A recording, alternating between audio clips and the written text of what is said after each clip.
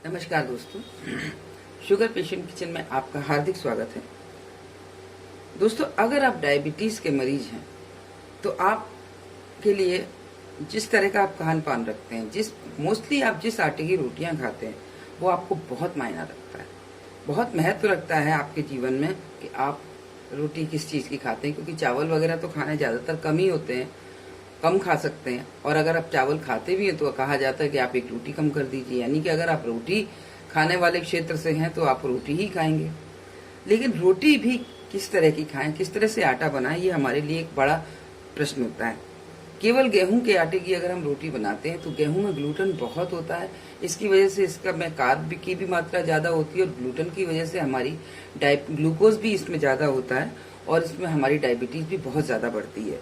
तो सबसे पहले तो हम आपसे यही कहना चाहेंगे कि एक तो आप कभी भी बाजार से आटा ना खरीदें, क्योंकि बाजार के आटे में बहुत सी चीजें ऐसी होती हैं जो कि आपको बहुत नुकसान करती हैं। सबसे पहले तो ये आटा कोई जरूरी नहीं है कि केवल गेहूं का ही बनाया गया हो, उसमें चावल भी मिला हो सकता है और भी ऐसी चीजें मिली हो सकती हैं कुछ भी जो कि आपको नुकसान करें लेकिन उनको इकोनॉमिकली फायदा करें, उनकी जेब के लिए फायदेमंद हो, क्योंकि वो भी अपना लाभ कमाने के लिए बैठे हुए हैं। तो सबसे पहले तो आप बाजार से आटा ना खरीदें, खुद गेहूं खरीदें, उनको साफ करें और पिसवाएं। दूसरी बात कि आप क्योंकि बाजार में आटा बहुत बहुत पुराना रखा हुआ होता है, काफी 2-3 महीने का, और गेहूं या कोई भी आटा जब आप लेते हैं तो उसका 15-20 दिन में ताकत खत्म हो जाती है। 15-20 दिन बाद वो आटा उतना अच्छा नहीं रहता जितना कि होना चाहिए उसको हमारी सेहत के लिए। तीसरी बात यह है कि एक तो गेहूं में कुछ ऐसा चीजें मिलाएं, कुछ ऐसे इंग्रेडिएंट्स मिलाएं जिससे कि आपका आटा आपके लिए लाभकारी सिद्ध हो, बहुत फायदेमंद साबित हो। इसमें कहा जाता है कि तरह तरह का प्रोटीन मिलाएं, कई चीजें, दाल वगैरह सब चीज कहा जाता है मिलाने के लिए।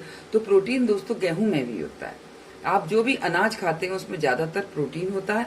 तो इसलिए बाकी मैनेजमेंट आपको बहुत संभल के, बहुत समझदारी से करना चाहिए। तो सबसे पहले तो ये देखिए, ये गेहूं है। मैं अपने लिए आटा कैसे बनवाती हूँ मैं आपको बताती हूँ। देखिए, ये गेहूं है जो हमारा बेस होता है आटे का।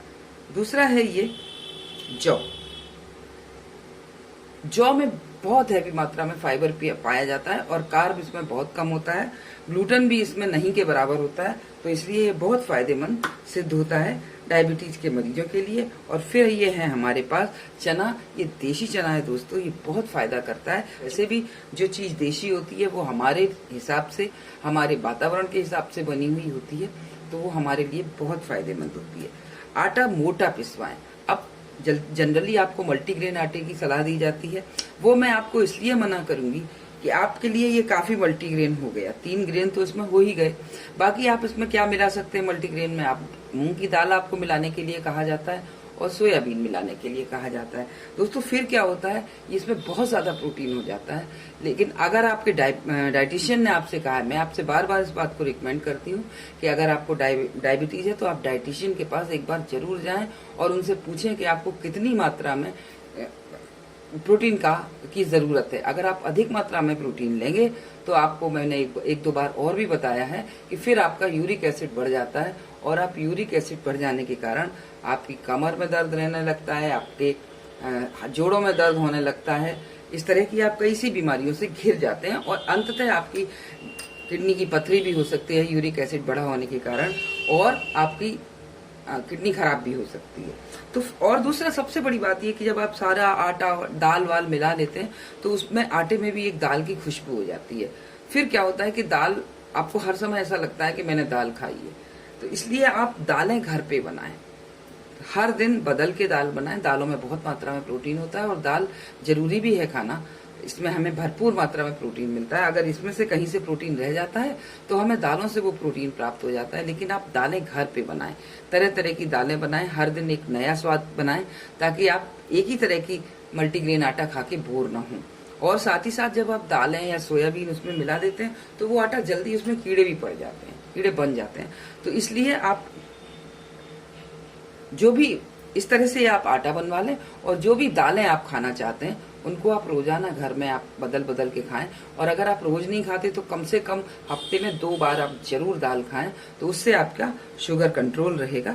ये आपके लिए एक बहुत अच्छा मैसेज है दोस्तों, इसका आप ध्यान रखें, क्योंकि अगर आप सारी मूंग वगैरह सब इसमें मिला देंगे तो उसमें मैं आपसे फिर एक बार कह रही हूँ कि उसमें दाल की खुशबू भर जाएगी और फिर आपका एक्सेस दाल खाने का, अलग से दाल खाने का मन नहीं होगा। तो इसलिए आप इन बातों का ध्यान रखें तो आप अपनी शुगर को अच्छे से कंट्रोल कर पाएंगे दोस्तों, और साथ ही साथ एक अच्छी लाइफ स्टाइल के साथ भी आप चल पाएंगे। धन्यवाद दोस्तों, नमस्कार।